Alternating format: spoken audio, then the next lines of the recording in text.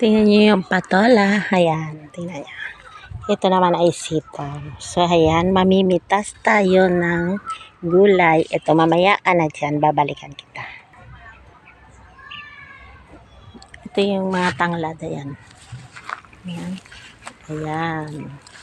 So, tingnan niyo. Daming tanglad. Which is may papaya din. Ayan. Ayan.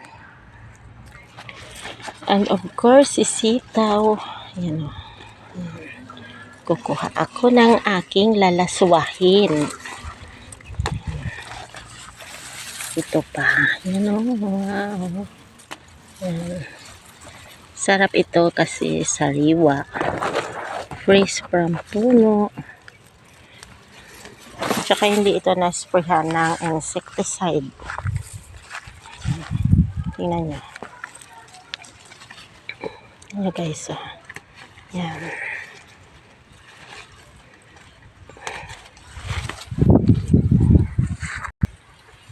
Ang haba niya oh. Oh, yan. Haba-haba oh. Ayan. Ibang variety naman ito. Ang hahaba niya. Ayan oh. Ito ay masarap pag ganito pa lang siya. Hindi ko siya pipitasin. Bukas ka na.